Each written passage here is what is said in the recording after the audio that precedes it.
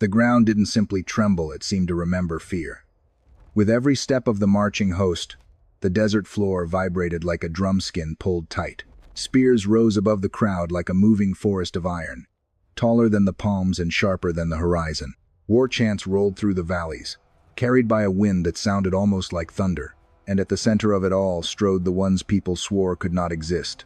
Giants, real giants, broad as gates, towering over ordinary men the way cliffs tower over the sea. They were led by a king who spoke as if the heavens were beneath his sandals, a ruler who believed no god could reach him. If this kind of forgotten history makes your spine tighten, stay with me. The desert holds stories the world tries to bury, but the sand never forgets. They called themselves the people of Aid, figures unlike any that came before or after, known in memory for monstrous strength and a pride that could cut deeper than blades. Their warriors wore lion hides and scaled armor, their shoulders draped with trophies taken from the tribes they broke. Their builders carved fortresses into cliffs and pulled stone from mountains as if the rock were soft clay. With unmatched power, they stormed across Arabia, crushing weaker clans, seizing wells, chaining captives, and rewriting borders with blood.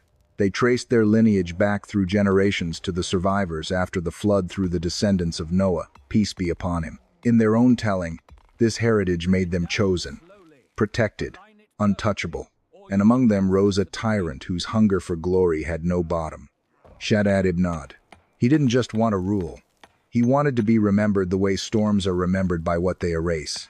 His rise was swift. One season he was a warlord with victories. The next he was the throne itself, a shadow falling over every caravan route and every tribal council. He gathered legions of giants, fighters with arms like iron beams, voices that shook the ribs when they roared. Villages went silent when his banners crested the dunes, long poles crowned with gilded skulls, a cruel ledger of kingdoms already fallen. Shaddad spoke in absolutes. "Who is stronger than us?" he demanded. And the crowds answered with cheers that sounded like earthquakes. He dismissed the idea of a creator with a laugh, claiming the sky was only a ceiling above his palace and the clouds were only ornaments drifting where he allowed them. In the halls of his court, flutes played and goblets rang while advisors competed to feed his vanity. Yet even their praise could not satisfy him, because praise disappears with the breath that speaks it. He wanted stone.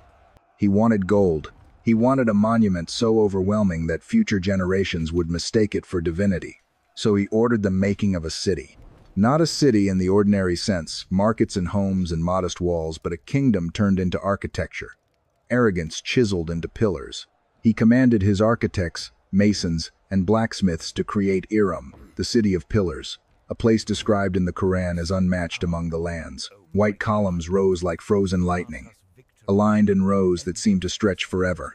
Gates were plated with silver, doors fitted with heavy rings of bronze, and palace corridors glittered with gold and green stones. Water was diverted from distant sources to run through channels in the streets, feeding gardens and orchards that looked like a miracle in the middle of sand. But the beauty was built on backs that bled. The weak were enslaved and driven beneath the sun to lift stones they would never own. Those who collapsed were whipped. Those who resisted were broken. Shaddad's general's men remembered in rumors as the Hammer and the Red rode out with soldiers to plunder neighboring tribes, taking treasure, livestock, and sometimes children. At night the sound of hammer on stone continued like a heartbeat, while cries for mercy were swallowed by walls too thick to care. At the center of Iram stood idols, towering statues of polished metal and carved stone. They were given names, legends, and offerings. Ada, Ahmad, Hiba. People bowed to them because fear had been trained into habit. Sacrifices smoked in the main square. Incense covered the stench of blood. Festivals followed victories, with drums and dancing and chants that praised lifeless shapes as if bronze could bless a nation. Yet even in an empire of giants, not every heart was the same. Some watched the golden statues and felt only emptiness. Some saw children hungry while priests decorated idols with jewelry. Some saw injustice so loud it became impossible to ignore. Among the people was a man named Hud, known for honesty, wisdom, and a calm strength that did not need a throne. He walked the streets of Iram and watched corruption deepen like a crack spreading through stone. And then revelation came to him, a calling from Allah to warn his people, to remind Ad that their power was a test, not proof of superiority. Hud began as a voice and became a disturbance. He stood beneath the statues and spoke words that sounded simple but landed like blows. "O my people," he called, "worship Allah alone. These idols cannot hear you. They cannot answer you. You were given strength, why do you use it to oppress? You raise towers, but your hearts are hollow. Return to your Lord before the time runs out." The reaction was immediate. Some laughed. Some mocked him as jealous. Others spat near his feet. In the palace, Shaddad leaned back on his throne and sneered. "He is only a man," he told his council. "A poor man. Let him speak. Our gods are visible. His is unseen." The court chuckled, and the musicians played louder to drown out what they did not want to hear. But Hud did not bend. Day after day, he returned to the square.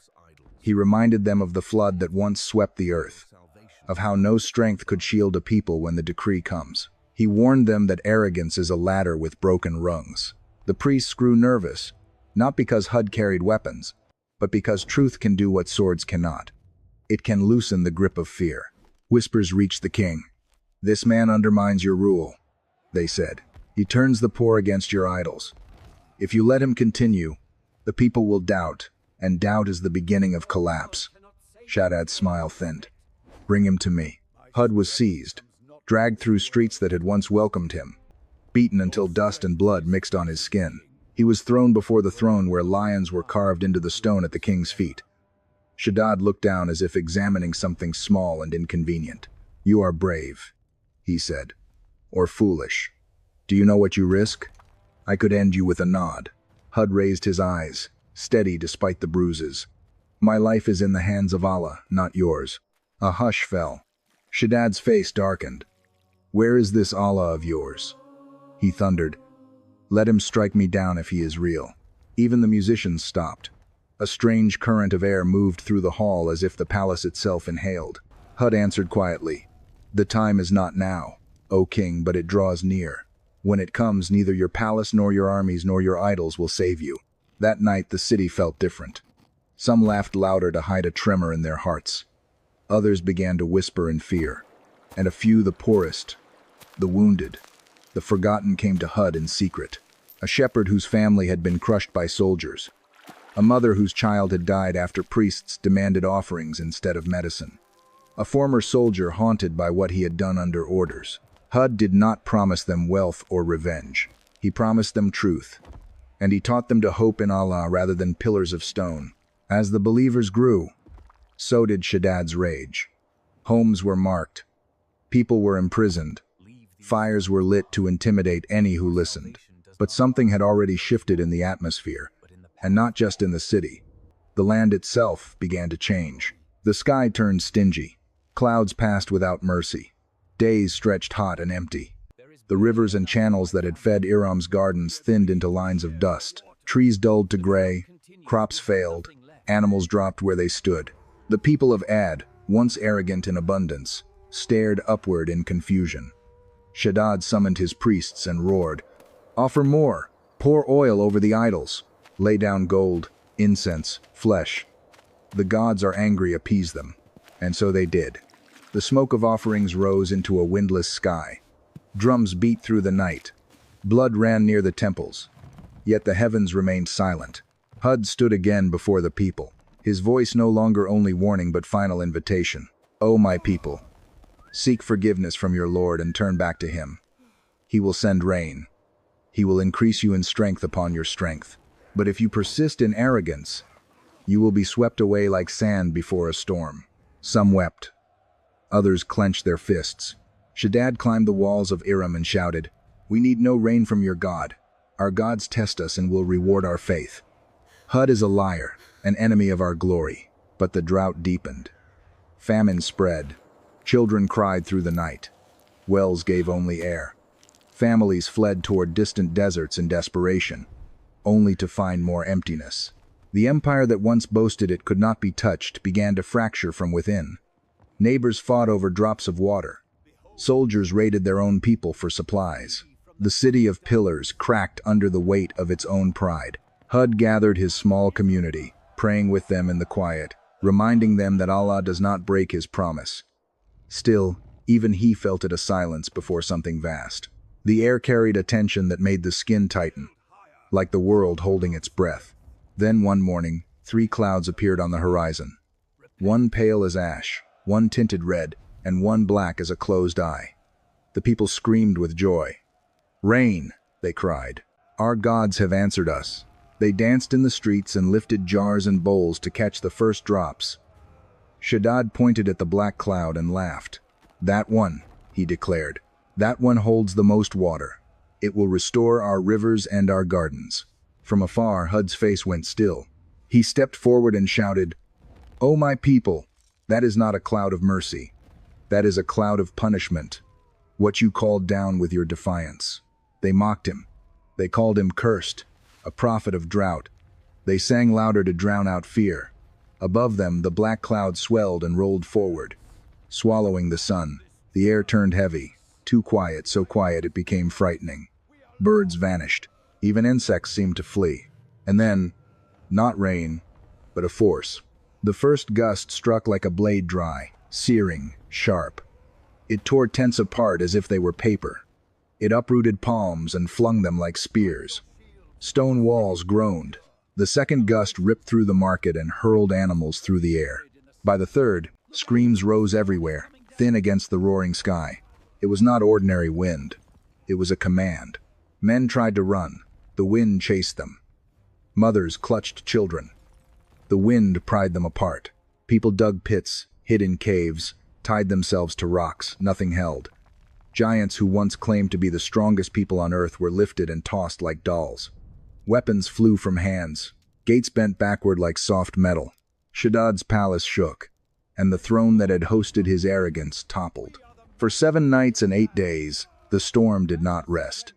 Day and night it howled, a cold, furious current that burned skin, cracked bones, and made the mind feel small. Iram's pillars snapped, palaces collapsed. Idols were smashed and buried, their faces erased by the very sand they could never control. The city that had glittered like a legend became a grave swallowed by dunes. Hud, by Allah's command, had taken his followers to higher ground. From the hills they watched the wind move across the horizon like a dark serpent, flattening everything it touched. No one cheered. No one celebrated.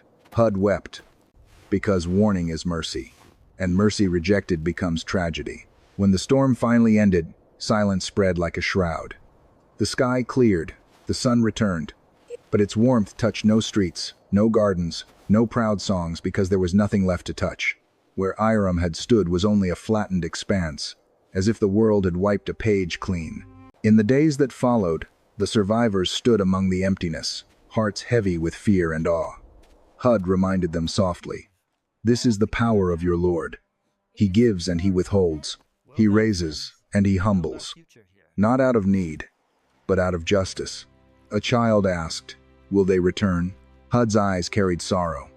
They have become a lesson. A people written into history not as rulers, but as a warning.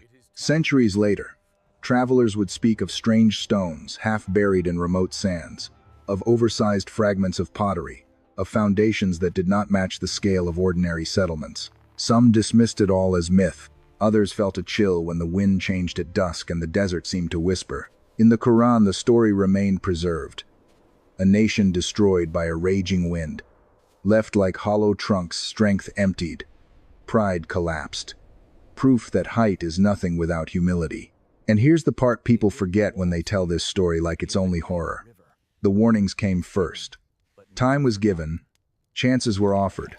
Hud preached in daylight and in secret. The drought was a sign before the storm became a sentence. Divine justice did not arrive without mercy leading the way. So if you stand tall today, remember those who stood taller and still fell. If you build, build with gratitude, not vanity. If you lead, lead with fairness, not cruelty. And if you ever feel untouchable, remember that even the mightiest pillars can be reduced to dust. If you're still listening, drop a comment with one word: wind. It helps the story reach people who need the reminder. Share it if you know someone chasing greatness without grounding. Because the deserts of Yemen and Oman still breathe. And when the air goes quiet, the old lesson remains. Nothing stands higher than the truth, and no empire is stronger than the command of its creator. Shaddad's obsession with Iram turned into a kind of madness that the court pretended was genius. He would ride through the construction sites at dawn, his shadow stretching across thousands of workers, and demand impossible things as if the laws of nature were merely suggestions. "Make the pillars higher," he'd say, even when they already scraped the clouds. "Make the halls brighter," he'd say, even when sunlight bounced off gold and hurt the eyes. He ordered mirrors to be placed so the city could see itself, as if admiration were an ingredient that could be engineered into stone. Stories spread across the trade routes the way heat spreads across metal. Caravan leaders whispered that there was a city where fruit grew in the sand and rivers ran through marble. Some people traveled days just to glimpse its gates. Others came to beg for work, only to find chains instead of wages. Iram became a myth while it still lived, and myths are dangerous because they make arrogance feel normal. If you've ever watched a powerful person start believing their own hype, you'll recognize what happened next. The king stopped hearing warnings. Every no sounded like an insult. Every reminder of limits felt like rebellion. And because he was surrounded by people who lived off his approval, he only heard what fed his pride. Hud noticed it most in the eyes of the young. Children grew up thinking oppression was tradition. They saw prisoners hauled through streets and learned to look away. They watched gold poured over idols and learned that value belonged to statues, not to the starving. Hud would sit with the poor at night, sharing whatever dates and water they had, telling them that Allah sees what kings ignore. "You are not invisible," he would say. "Your tears are not wasted. Your patience is not forgotten." For a while the believers stayed hidden, gathering in small groups beyond the city's bright squares. They prayed quietly, not because faith is meant to hide, but because Shaddad's cruelty had turned honesty into danger. Still, the truth has a way of leaking through cracks.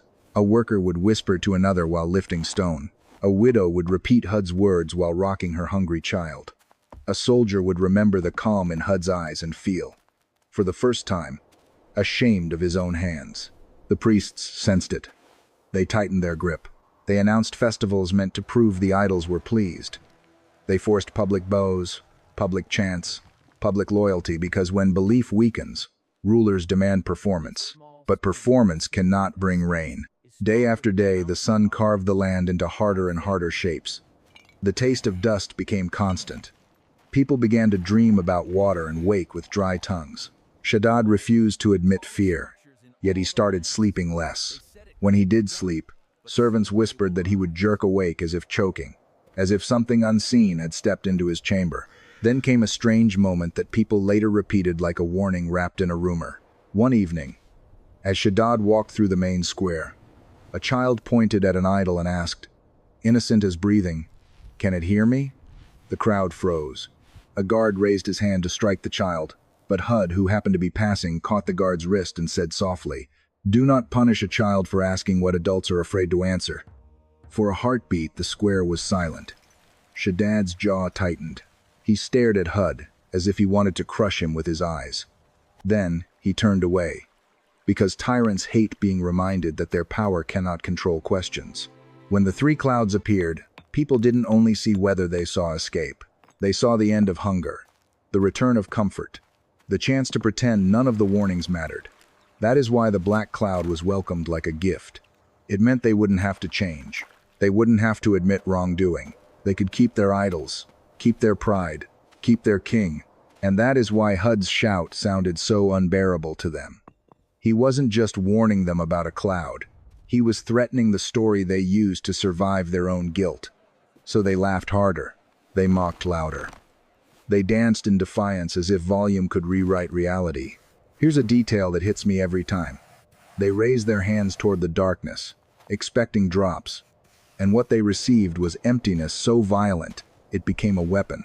The wind arrived like a verdict, not because Allah needed to punish, but because they insisted on walking into the consequence. After the storm, the survivors did not inherit Iram. There was no treasure to claim, no palace to occupy, no throne to steal. They inherited silence and responsibility. Hud led them away, not as conquerors, but as people who had been spared. They rebuilt their lives with simpler homes, honest work, and a memory that refused to be polished into entertainment. And yet, across time, people keep trying to turn the story into just a scary legend. The giants, the lost city, the cursed desert. But the core isn't spooky, it's moral. It's about what happens when strength becomes arrogance, when beauty is built on oppression, when faith is replaced by statues, when leaders demand worship instead of justice. So the next time you see someone towering over others with pride online or in real life, remember the city of pillars. Remember the drought that came before the storm. Remember that warnings often arrive quietly, and consequences rarely do. If you want more stories like this, stories that feel like thunder because they're true lessons, save this, share it, and keep listening. The sand may cover the ruins, but it can't cover the reminder.